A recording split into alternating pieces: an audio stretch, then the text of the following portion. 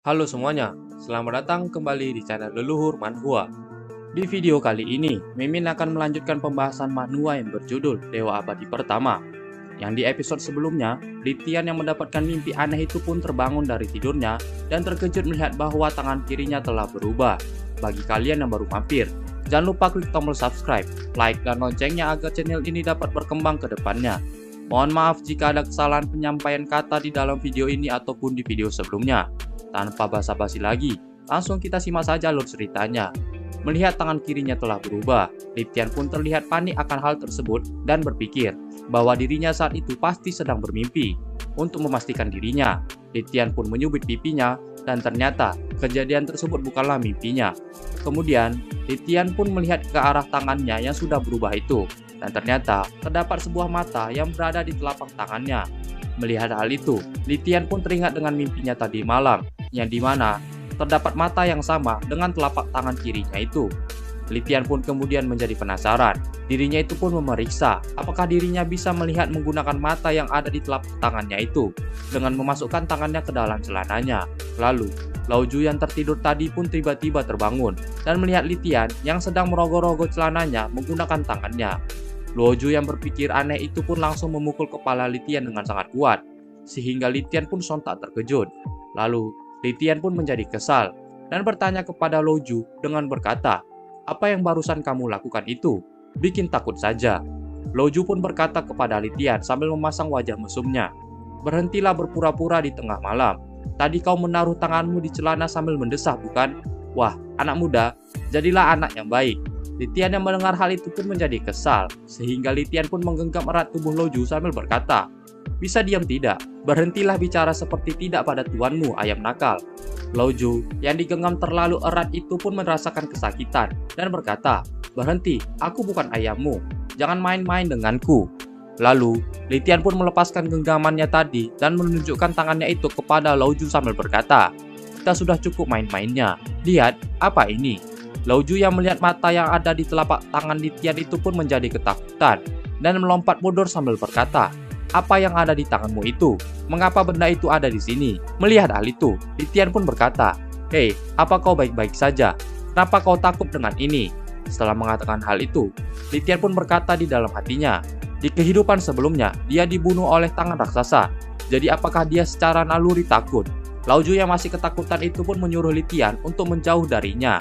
Litian yang melihat Lauju sangat ketakutan itu pun berusaha menenangkannya sambil berkata, "Jangan takut. Tangan ini milikku sekarang." Mendengar hal itu, Lauju pun bertanya, "Apa yang terjadi dengan tanganmu?" Litian pun menjawab, "Aku juga bingung. Ini terjadi karena mimpi aneh itu. Aku kira, mungkin saja kau tidak menyingkirkan musuh di kehidupan lamamu, dan musuhmu itu balas dendam padamu." Mendengar jawaban itu, Lauju pun langsung keringat dingin dan berkata, "Hah? Aku tidak tahu. Yang terpenting kau harus bisa mengontrol tangan itu." Litian pun menatap sinis ke arah Lauju sambil berkata, "Dengan ini, aku tidak akan takut padamu lagi, anak ayam. Ayam direbus dengan jamur, pasti rasanya enak." Mendengar hal itu, Lauju pun menjadi kesal dan terbang ke arah Litian untuk menyerangnya. Lauju pun berkata, "Aku tidak tahan lagi mendengar ejekanmu. Awas kau ya, aku akan memberimu pelajaran, bocah."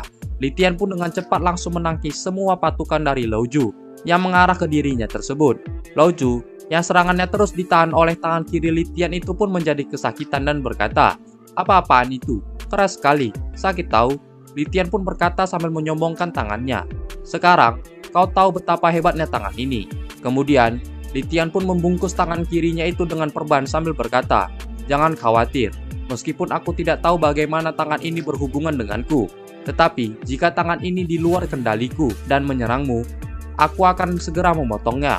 Bahkan jika aku mati, aku tidak bisa menyakitimu. Lagi pula kita adalah rekan yang baik, bukan?" Mendengar hal itu, Lauju pun menjadi terharu dan menyetujui perkataan Litian. Lalu Litian pun kembali berkata, "Dengan tangan ini, aku lebih yakin untuk memenangkan pemilihan Akademi Yan Huang." Mendengar hal itu, Lauju pun menjadi semangat dan berkata, "Iya, darah Lauju sudah mendidih. Biarkan aku membantumu di pemilihan itu, Aibo." Kemudian, di hari pemilihan terakhir Akademi Yan Juang di Gedung Tingfeng, para murid-murid yang ingin mendaftar itu pun sangat heboh dengan acara pemilihan Akademi Yan Huang, yang dimana di acara tersebut pun juga termasuk pernikahan Tuan Dian Peng atau ayahnya Litian. Li Tian yang sedang berada di acara itu pun menyembunyikan dirinya menggunakan jubah sambil berkata di dalam hati, Li Zifeng sudah di tingkat 7. Sepertinya kekuatannya sudah meningkat lebih kuat dibandingkan saat itu. Sepertinya banyak hal yang terjadi padanya. Lalu, terdengar informasi yang memberitahukan bahwa ayahnya Li Tian, Lian Feng pun telah datang. Tampaknya, ayah Li Tian itu pun sedang berjalan berdampingan dengan kekasih barunya. Li Tian yang melihat hal itu pun hanya bisa diam sambil melihat dengan tatapan sinisnya. Lalu, Lian Feng pun duduk di singgasananya dan mengumumkan bahwa pemilihan terakhir Akademi Yan Huang telah dimulai. Mendengar hal itu, terdapat seorang anak muda yang langsung naik ke atas panggung sebagai pembukanya. Pria itu adalah Li Zifeng, putra kedua Lian Feng, saudara tiri Li Tianming. Tahap ketujuh dari ranah Base Pain. Melihat hal itu, Li Tian pun berkata di dalam hati, "Hah? Apakah ini akan dimulai?" Li Zifeng yang sudah di atas panggung itu pun berkata dengan sombongnya kepada para peserta yang telah hadir, "Apakah ada yang berani naik ke arena?" ucap Li Zifeng. Para wanita yang berada di tempat itu yang melihat ketampanan Li Zifeng itu pun menjadi terpukau dan menjadi menggila. Lao Ju yang berada di pundak Li Tian itu pun berkata sambil mengejek Li Tian, "Saudaramu cukup populer ya? Apakah kamu bisa seperti saudaramu itu, bisa mencuri hati perempuan?" Mendengar hal itu, Li Tian pun menjadi jengkel dan berkata, "Bisakah kamu tidak berbicara seperti itu, anak ayam?" Lalu, para murid lain yang mendengar tantangan Li Zifeng itu pun langsung maju dengan semangat. Dan mereka secara bersamaan mengeluarkan binatang pendampingnya.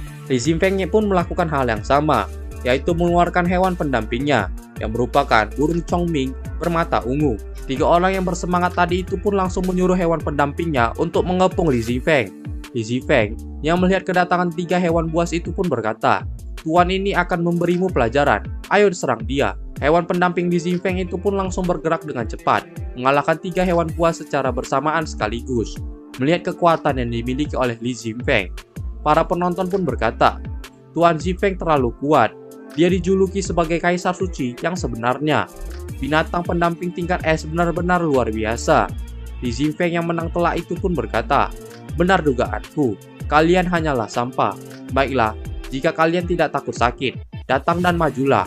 Calon istri dari Lian Feng yang melihat kekuatan dari Li Zifeng itu pun berkata, "Aku lihat tidak ada yang bisa mengimbangi Zifeng di kota Luhou ini." Mendengar hal itu, Lian Feng pun berkata, "Iya, kau benar. Tidak buruk juga kalau Zifeng bisa sekuat ini di kota Luhou." Lalu, calon istri dari Lian Feng itu pun kembali berkata, "Aku mendengar bahwa kau juga memiliki seorang putra yang juga pernah masuk ke Akademi Yan Huang dan juga pernah menyinggung Leizun Mansion kami." Lian Feng pun menjawab, "Itu benar. Anak itu sudah tidak aku anggap sebagai anakku lagi." Kemudian, di area pertandingan, tampak Li Zifeng yang telah berhasil mengalahkan semua penantang yang datang kepadanya. Sehingga, Li Zifeng pun kembali berkata dengan sombong, "Tidak ada yang berani menantangku lagi, ha? Tampaknya yang terkuat di sini tidak lain adalah aku." Lalu, Li Tian pun datang menghampiri Li Zifeng dan berkata, "Tunggu, Li Zifeng, si Kaisar Suci. Aku menantangmu hari ini." Melihat keberadaan Li Tianming, para penonton yang berada di tempat itu pun menjadi heboh dan merendahkan Li Tian dengan berkata, "Apa yang dilakukannya di sini? Jangan-jangan dia mau menantang Tuan Zifeng. Seharusnya dia tidak datang ke sini, karena dia telah membuat malu keluarga 3 tahun yang lalu. Cepat pergi, kau tidak pantas bertarung dengan Zifeng." Zifeng yang mendengar tantangan dari Li Tian itu pun menjadi tertawa dan berkata, "Li Tianming, kau gila. Apakah kau tahu siapa kau sekarang? Apakah kau datang ingin mengemis meminta uang pada kami?" Lian Feng yang melihat keberadaan Li Tian itu pun juga berkata, "Tianming, apa yang kamu lakukan di sini? Pulang dan rawatlah ibumu sampai dia sembuh. Tianming, pulanglah sebelum Zifeng membuatmu babak belur." Li Tian yang mendengar hal itu pun berkata, "Awalnya kultivasi Zifeng lebih kuat dariku, tetapi sebelum dia memasuki Akademi Yan Huang, aku ingin menguji dia lagi. Apakah dia pantas masuk ke Akademi Yan Huang?" Mendengar hal itu, Zifeng pun menjadi kesal dan berkata, "Sampah sepertimu ingin mengujiku? Jangan khawatir ayah, aku tidak akan membunuhnya, dan aku tidak akan merusak hari besarmu ini. Bahkan, dia tidak memiliki hewan pendamping. Aku akan memberinya pelajaran ayah, lihatlah ini." Mendengar hal itu, calon istri Zian Feng pun berkata, "Zifeng, jangan lupa tahanlah kekuatanmu. Ingat jangan sampai membunuhnya." Perkataan dia barusan anggaplah saja sebagai lelucon. Zhifeng pun langsung bergerak ke arah Litian untuk melancarkan serangannya sambil berkata, "Menurutmu tingkat kekuatanku sama sejak 4 tahun lalu? Kalau begitu, aku akan menunjukkan kekuatanku yang sekarang." Zhifeng pun melancarkan tinjunya ke arah Litian. Akan tetapi, Litian pun dengan mudah menghalau tinju itu dengan tangannya. Menyadari Litian bisa menahan serangannya, Zhifeng pun tampak terkejut dan berkata di dalam hati, "Aku menggunakan serangan telapak tanganku dengan kekuatan penuh, tapi dia memblokirnya dengan santai. Bagaimana itu bisa terjadi?" Zhifeng pun langsung menjaga jaraknya dari Litian dengan meloncat ke belakang dan berkata, "Apakah ada besi di tangan kirimu itu? Kau sungguh curang menggunakan trik kotor seperti itu." Mendengar perkataan itu, Litian pun berkata, "Jaga ucapanmu. Untuk melawanmu, aku tidak butuh alat apapun. Tanganmu saja yang terlalu lemah." Zhifeng yang terpancing emosi karena perkataan Litian itu pun kembali melancarkan serangannya bersama dengan hewan pendamping miliknya. Zhifeng pun berkata, "Tidak ada gunanya berapapun trik kotormu. Tidak ada hewan pendamping yang melihat bagaimana kau melawanku." Mendengar perkataan Zhifeng, Litian pun mengeluarkan hewan pendamping miliknya yaitu Lao Zu. Lao Zu pun dengan penuh semangat bersiap untuk bertarung melawan hewan pendamping milik Zhifeng. Melihat hewan pendamping milik Litian, para penonton pun tertawa semua dan merendahkan Litian dengan mengatakan bahwa hewan pendamping Litian hanyalah seekor ayam dan tidak akan mungkin bisa mengalahkan Zhifeng. Zhifeng yang melihat hal itu pun juga berkata, "Litian Ming, kau benar-benar berbakat dalam hal kekonyolan. Zitong, makan anak ayam itu." Zhifeng pun menyuruh hewan pendamping miliknya itu untuk menyerang Lao Zu. Lao Zu yang mendengar dirinya direndahkan itu pun menjadi kesal dan langsung bergerak ke arah Zitong untuk bertarung. Zhifeng pun melancarkan serangan yang ke arah Litian dengan menggunakan tinjunya untuk menyerang Litian secara terus-menerus. Akan tetapi, Litian pun dengan mudahnya menahan semua tinju yang diberikan oleh Zhifeng. Zhifeng yang menyadari hal itu pun berkata di dalam hati, "Orang ini mengapa begitu kuat? Ini tidak masuk akal. Apakah fisiknya lebih kuat dari sebelumnya?" Tiba-tiba, terdengar suara jeritan kesakitan dari Zitong, yang dimana Zitong pun dihajar habis-habisan oleh Lao Zu dengan patukan mautnya. Melihat Zhifeng lengah, Litian pun mengeluarkan kekuatannya di tinjunya itu dan melancarkan serangannya itu ke arah Zhifeng sambil berkata, "Zhifeng, dengan kau yang sekarang, kau tidak pantas untuk masuk ke Akademi Yan Huang." Zhifeng yang terkena tinju dari Litian itu pun langsung terpental jauh dan mengeluarkan darah dari mulutnya. Sama juga dengan hewan pendamping miliknya, Lao Zu pun juga berhasil mengalahkan hewan pendamping milik Zhifeng, yaitu Zitong, sehingga Zitong pun langsung tak sadarkan diri. Melihat Litian menang melawan Zhifeng, para penonton pun menjadi kebingungan dengan kekuatan yang dimiliki oleh Litian. Kemudian, calon istri Lian Feng pun membisikkan sesuatu kepada suaminya. Mendengar hal itu, Lian Feng pun hanya menganggukkan kepalanya untuk mengatakan setuju.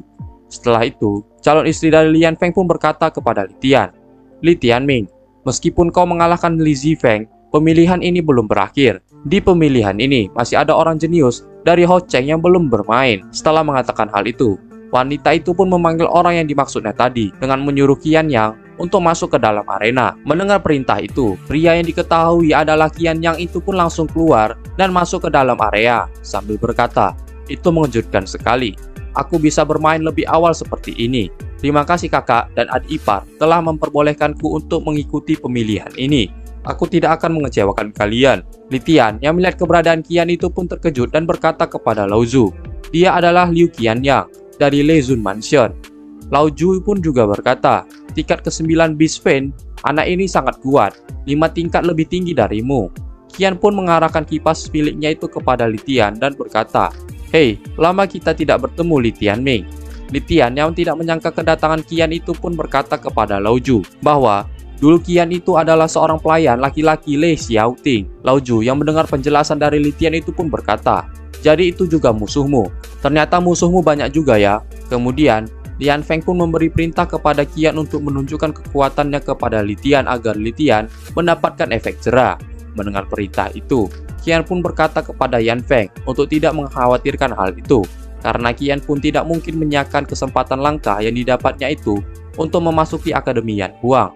Setelah mengatakan hal itu, Qian pun memanggil hewan pendamping miliknya yang merupakan seekor macan yang bernama Lightning Leopard. Melihat keberadaan hewan pendamping milik Qian, para peserta yang sedang menonton itu pun menjadi panik dikarenakan merasakan kekuatan yang besar pada hewan pendamping tersebut.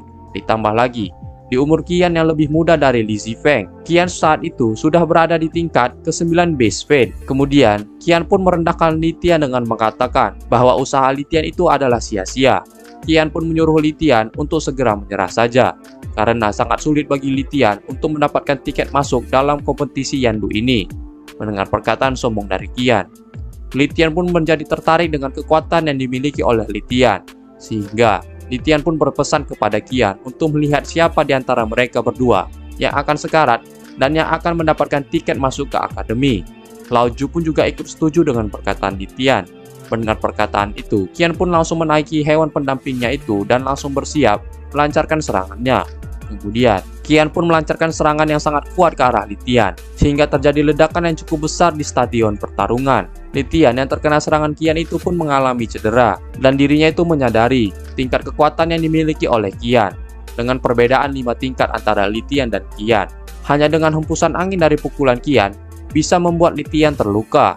Kemudian, Qian yang melihat Litian sudah mengalami cedera itu pun berkata kepada Litian bahwa dirinya itu bukanlah lawan yang cocok bagi Litian. Karena hal itu, Qian pun menyuruh Litian untuk segera pergi dari tempat itu, dikarenakan dirinya terlalu malas untuk bertarung dengan orang lemah seperti Litian. Dan Qian pun juga berpikir, walaupun sangat mudah baginya untuk membunuh Litian, akan tetapi, untuk saat ini belum waktunya bagi Qian untuk melakukannya. Litian yang mendengar hal itu pun menjadi kesal, dan berencana akan membalaskan dendamnya itu 2 kali lipat kepada Qian dengan menggunakan tangannya itu. Setelah memikirkan hal itu, Litian pun kemudian bangkit dan menyetujui perintah dari Qian tadi dan segera pergi dari tempat itu.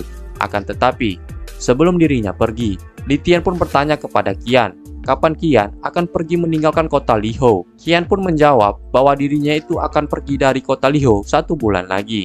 Mendengar jawaban itu, Litian pun berkata bahwa dalam 1 bulan, Litian pun akan membalaskan dendamnya kepada Qian di tempat yang sama seperti sekarang.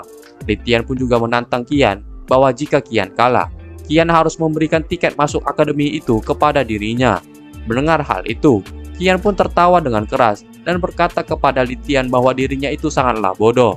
Kemudian, Qian pun kembali bertanya kepada Litian, jika dirinya itu menang, apa yang akan dipertaruhkan Litian kepada dirinya? Litian pun menjawab bahwa yang dipertaruhkannya itu adalah nyawanya sendiri. Jika Qian menang, maka Qian bisa membunuh Litian pada saat itu. Mendengar tawaran itu, Qian pun menyetujuinya, meskipun dirinya itu tidak terlalu tertarik dengan nyawa Litian. Akan tetapi, jika Litian mati, Qian pun dengan senang hati akan membantunya. Setelah keduanya sepakat, Litian pun pergi meninggalkan area pertarungan itu dan kembali pulang.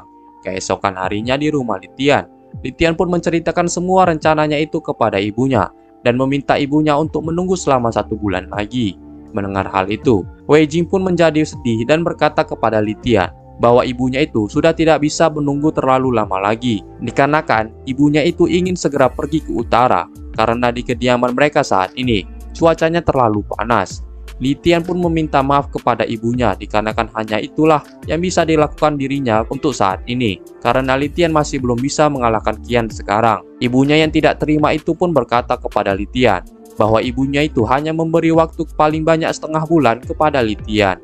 Mendengar hal itu, Litian pun menjadi lemas dan berkata kepada ibunya, "Bu, apakah ini tidak terlalu cepat? Kau tahu kan, jika aku kalah, aku akan memberikan nyawaku kepadanya." Laoju yang kesal kepada Litian itu pun berkata, "Hei, itu semua gara-gara kau. Kucing besar itu ingin memakanku tadi, tapi kau malah ingin kabur." Ibunya Litian pun setuju dengan perkataan Laoju tadi. Mendengar hal itu, Laoju pun langsung menghampiri Wei Jing dan berterima kasih kepadanya karena lebih mempercayai dirinya daripada Litian yang selalu memandang rendah orang lain. Litian yang mendengar hal itu pun menjadi kesal dan berkata kepada Laoju bahwa itu ibunya Litian, bukan ibunya Laoju. Akan tetapi, ibunya Litian pun tidak memperdulikan perkataan anaknya itu dan berbicara kepada Laoju dengan berkata, "Sekarang, setelah kamu mengenali ibumu, biarkan ibumu ini memberimu nama ya. Kamu tidak suka dipanggil ayam kecil kan? Bagaimana kalau memanggilmu Yin Ho?" Mendengar hal itu, Laoju pun menjadi terharu dikarenakan dirinya diberikan nama oleh ibunya Litian. Tiba-tiba, penyakit ibunya Litian pun kembali kambuh, sehingga Wei Jing pun batuk dengan sangat kuat hingga mengeluarkan darah dari mulutnya. Melihat hal itu, Litian dan Laoju pun menjadi panik, dan Litian pun bertanya kepada ibunya apakah ibunya itu sudah memakan rumput Qingling. Ibunya Litian pun menjawab bahwa rumput Qingling hanya mengurangi gejalanya dan tidak dapat menyembuhkan penyakitnya itu. Sehingga ibunya Litian pun menjadi khawatir karena dirinya itu tidak punya banyak waktu lagi. Menyadari dirinya tidak memiliki banyak waktu, Litian pun langsung bergegas pergi agar ibunya itu tidak menderita lebih lama lagi. Litian pun mengajak Loju untuk mengikuti dirinya ke Gunung Howling. Mendengar ajakan itu, Loju pun bertanya kepada Litian kenapa mereka harus pergi ke sana. Kenapa tidak merawat ibunya saja di rumah? Litian pun menjawab bahwa tujuan mereka ke Gunung Howling untuk memetik rumput roh agar bisa menyelamatkan ibunya. Wei Jing yang melihat mereka pergi itu pun berpesan kepada mereka berdua untuk berhati-hati karena di Gunung Howling sangatlah berbahaya. Kemudian di Gunung Howling, Litian yang kelelahan itu pun istirahat sebentar dikarenakan dirinya telah melakukan pencarian sulit selama 2 hari, yang dimana dirinya hanya menemukan rumput roh yang jernih. Loju yang tak pantang menyerah itu pun mengajak Litian untuk masuk ke dalam hutan lebih dalam lagi. Litian pun berkata bahwa jika mereka berdua semakin masuk ke dalam, maka akan semakin berbahaya pula situasinya.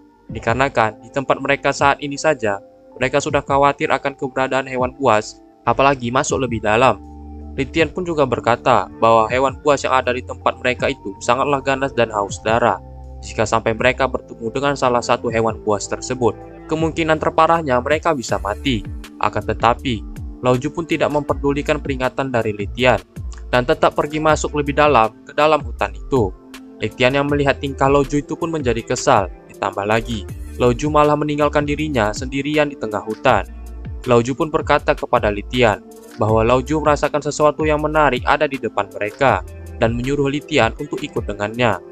Kemudian, perkataan Loju sebelumnya itu ternyata benar. Loju pun menemukan sebuah Ganoderma api lucidium yang sangat langka ada di pohon.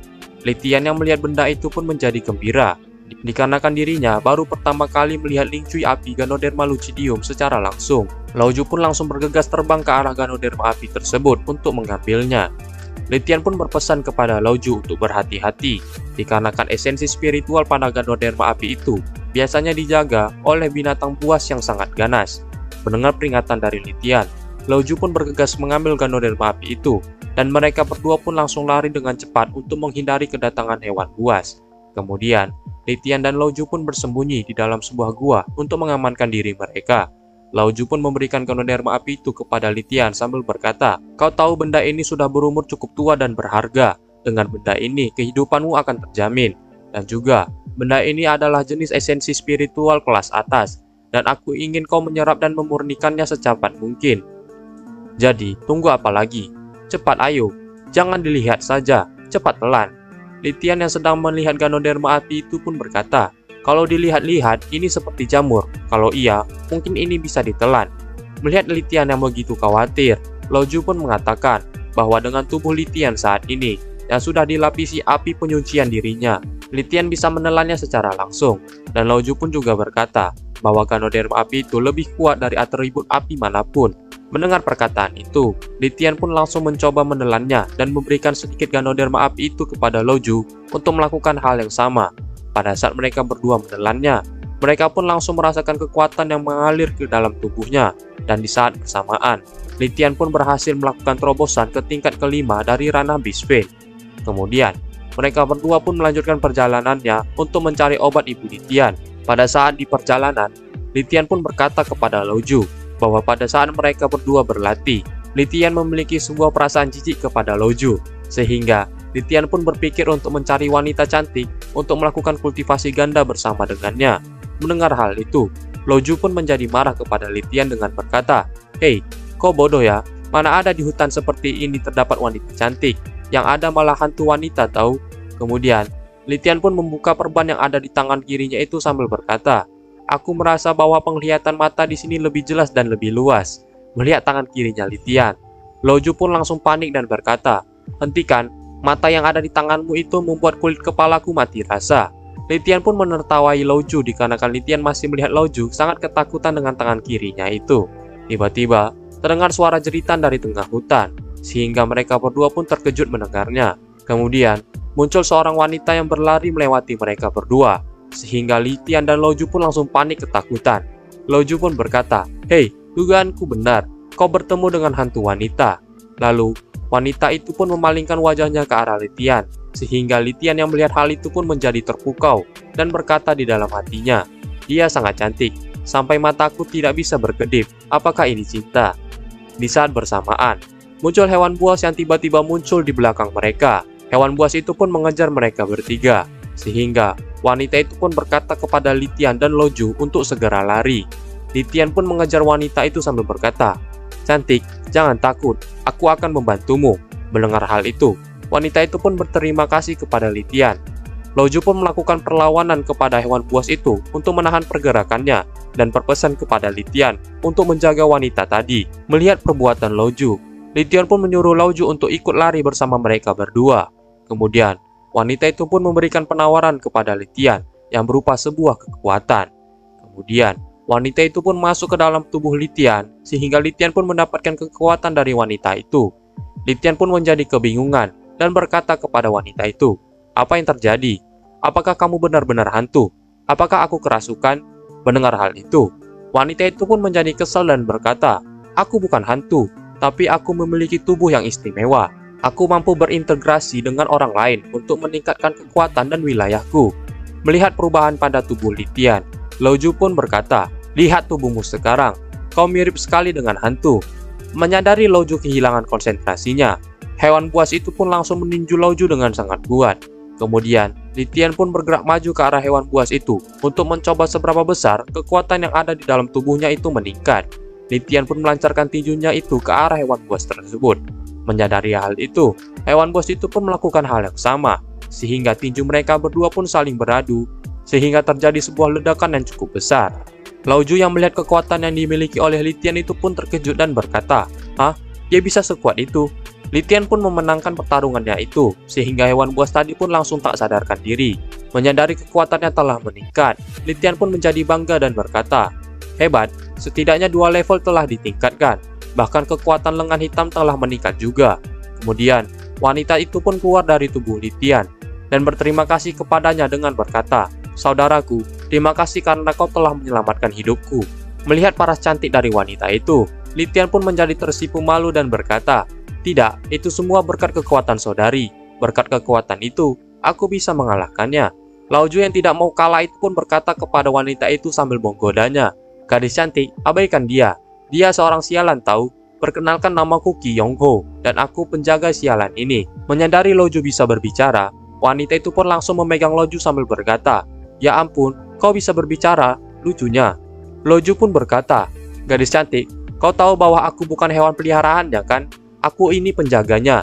Wanita itu pun tidak memperdulikan perkataan dari Loju dan bertanya kepada Litian apakah dirinya itu bisa memberikan Loju kepada wanita itu. Mendengar hal itu, Litian dengan tatapan liciknya itu pun berkata, "Ambillah, tapi ingatlah untuk memetikkan beberapa jamur dan rebus secara bersamaan untuk memastikan segar dan lezat." Kemudian, wanita itu pun berkata, "Saudaraku, Anda sangat lucu.